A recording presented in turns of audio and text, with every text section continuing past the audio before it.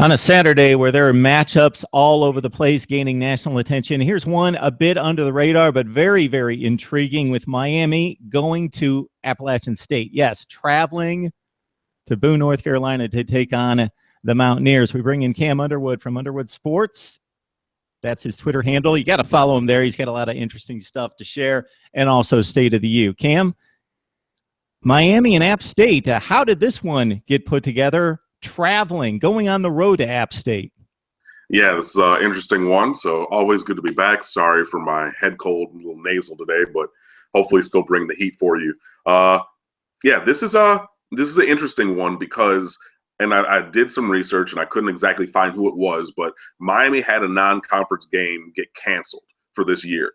So there was an open slot, and we contacted some schools and ended up contacting Appalachian State and to set up a home and home for this year. And then I think they come down here in one of the future years, 2020 or 21, I want to say. And they said, cool, we'll do this, except for the front end of the home and home, you're coming here in 2016. So they want a big home game, they want that, marquee event, so we took them up on that offer and signed that contract. So yeah, we're traveling to Boone, North Carolina, and that's going to be the biggest game in Appalachian State history.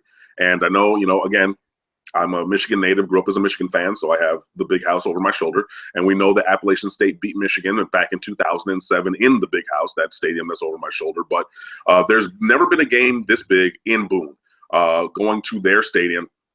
Going to their field. They've never hosted a Power 5 school. They never hosted a school with the national brand of the University of Miami. 5-time national champions, professional players, Hall of Famers, absolute incredible name recognition.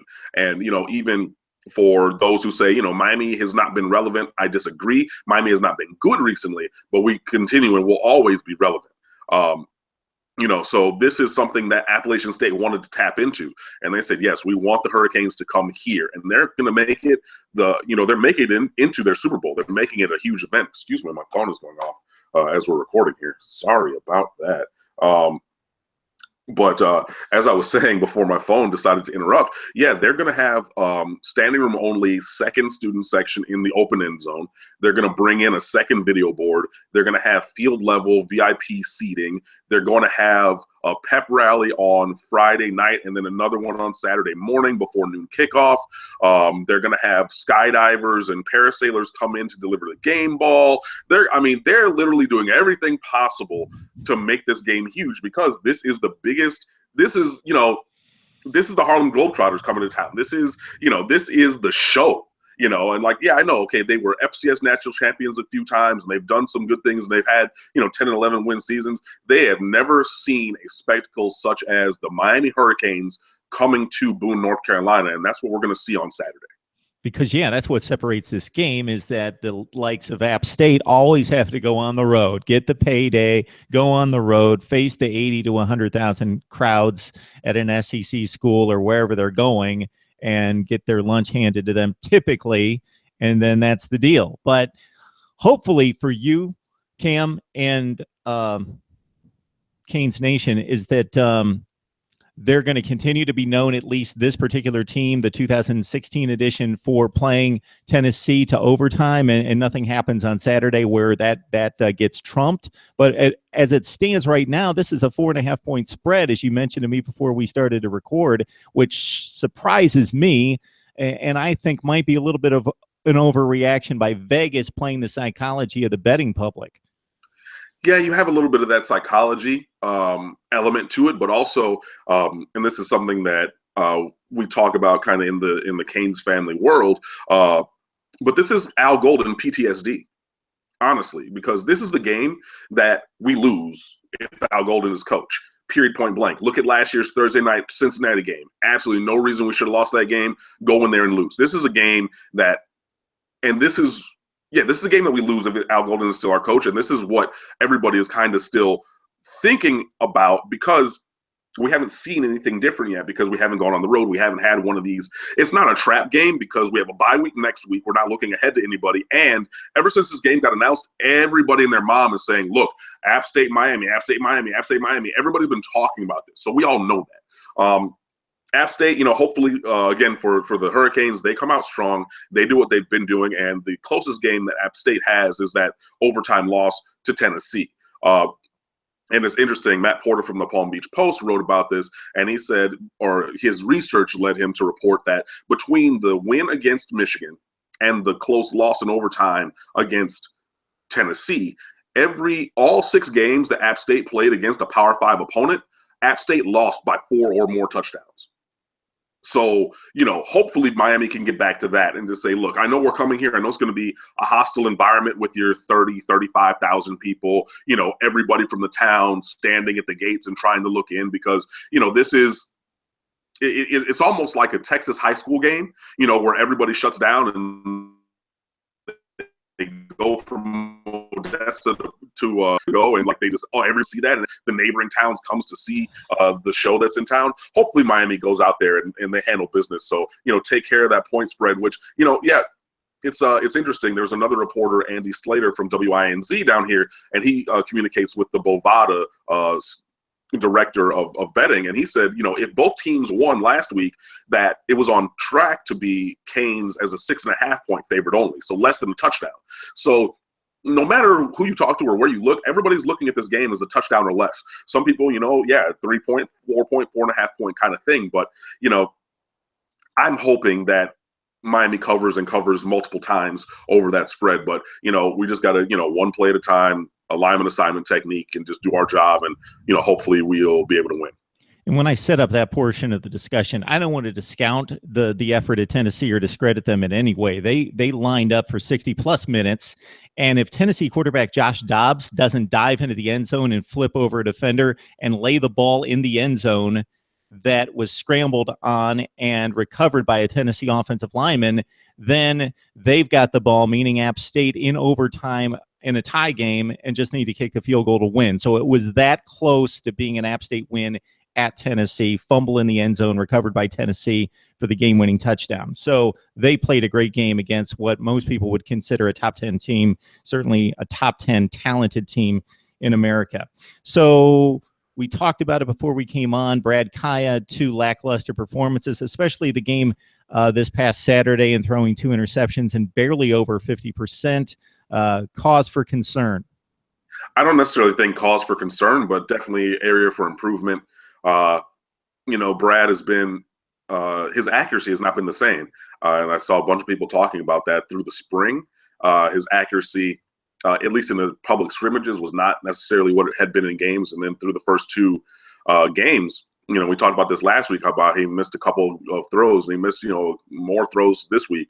So I think that maybe some people are overreacting to a couple of bad games. Everybody does have them, and you don't necessarily want to have them. But, when you have a running game that's been as effective as ours has, you can, with your quarterback not necessarily being stellar. FAU, to his credit, he gave, Brad said that they did some things he had not seen, and they tricked him on the first interception. Instead of playing, kind of a man across the board with a one high safety, they did like kind of a robber thing where there was a middle linebacker kind of playing short zone. So as he went to go throw that slant and he was looking there, the linebacker read his eyes all the way. And he even said in interviews after the game, he said, I didn't see that linebacker there, like at all. I didn't see him.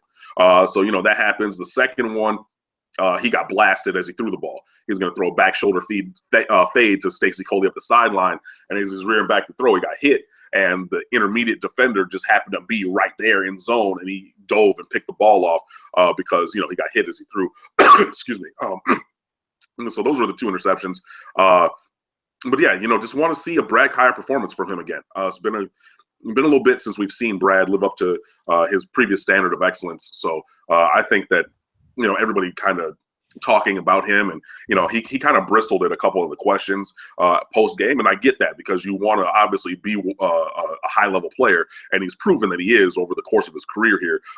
Some of the guys in the interview room, asked him a couple questions. It's kind of like, well, okay, 14 for 19. What are we talking about? Or because they kind of threw in some stats, but didn't necessarily say what they were, and you could see him kind of getting a little chippy about that. So, he's a cool, calm, and collected guy on the outside, but Brad Kaaya wants to be great. He wants to win.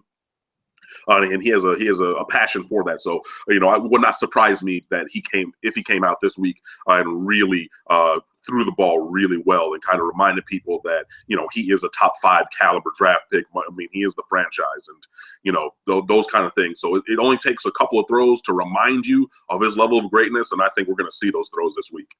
Cam, we've talked about the running game and the commitment of Mark Richt coming from Georgia to Miami, taking the talent that he has, wanting to establish a tough-minded team, a mentally tough and physically imposing offensive front that's going to clear the way for running backs. And so we saw it in the first 2 games. It'll be interesting to see if we see it with that type of commitment and success, of course, as the level of competition rises. Yeah, I mean, I think that we're going to stick with it, and it's been really, really good for us. You know, number 1 rushing offense. I think we fell to number 2 on rushing yardage after last week's game. But I mean, between the first 2 games, we've had 5 instances of running backs going over 100 yards with a touchdown on the ground. That was Mark Walton in both games, Joe Yearby in both games, and Gus Edwards in the opener. So that's your 5. Those Joe Yearby and Mark Walton. Those are two of the 6 running backs in the country that have gone for 100 yards and a touchdown in both of their games. So, I mean, that's pretty good, you know. So, you know, the running game seems to be something that settles this offense. The just kind of inside zone, we're going to sit and we're going to, you know, run right at you kind of, but, you know, by running a zone blocking scheme, giving Mark Walton and Joe Yearby the ability to make cutbacks wherever they kind of see the hole. And I think that's one of their biggest positives as running backs. So, you know, kind of doing that. We went to a little bit of a RPO, the run pass option plays with a bubble screen to the outside. So a little bit of a horizontal passing game to open up the box a little bit for the run game. So I think that we're going to see that again, which, you know, RPOs, if you throw the bubble, that's kind of an extended handoff. We've talked about that before, but when you have elite level wide receivers and elite level talent, Amon Richards, Dale Harris, Stacey Coley, Braxton Berrios, guys like that on the outside receiving the RPO pass, you know, on the handoff kind of thing, you know, you can make a guy miss and then take a 5-yard gain into 25. So I think we're going to see a lot of that, but, you know, until it'll be interesting because, you know, we just did talk about Brad Kaaya and how he has not been as good as he was before, but obviously still has that kind of talent to be that good. It'll be interesting to see what Mark Richt does if he comes out and says, look, Brad's our quarterback. We're going to ride Brad because I know we can pass on this team. Or our running game has been so good, we're just going to rely on this running game, and then we're going to take our shots in play action or, you know, something later. So it'll be interesting, but I definitely think that the run game is going to be an integral part of the Hurricanes offense this week and, you know, all the way through. So if we go to the flip side of the ball, this Marcus Cox is an established running back for App State, 1,400 yards the last 2 seasons, hit up Tennessee for $115 on the road. Set us up for what we're going to see out of the App State offense as you understand it and based on what you've seen. Yeah, Marcus Cox is their guy. Like you said, 2 1,400-yard seasons as a sophomore and a junior. Is already up around 250 in 2 games as a senior. He hit Tennessee for 120-ish and a touchdown, and then he had an amazing touchdown, a one-handed catch on a wheel route that he kind of shook off the defender and he dove in over 2 other defenders. If you didn't see that play against Tennessee, that's an elite level play. I don't care who you are. So he is the center point of their offense. They have so he's a Georgia kid who is from somewhere near to Athens, but was not recruited by Mark Richt when he was the Georgia head coach. So I'm sure that Marcus Cox will be looking to have a big game. The quarterback also is a player from Georgia who lived close to Athens and was not recruited by Georgia, even though he was the player of the year in his classification as a senior. So obviously he'll want to have a good game as well. But what they do is they run the ball. That's Taylor Lamb, the quarterback. App State has it's a spreadish kind of offense, and they use a lot of motion. They move guys around, so they do kind of jet sweeps as run plays and as passes. They do that orbit motion where the guy comes in and he loops around behind the tailback kind of thing.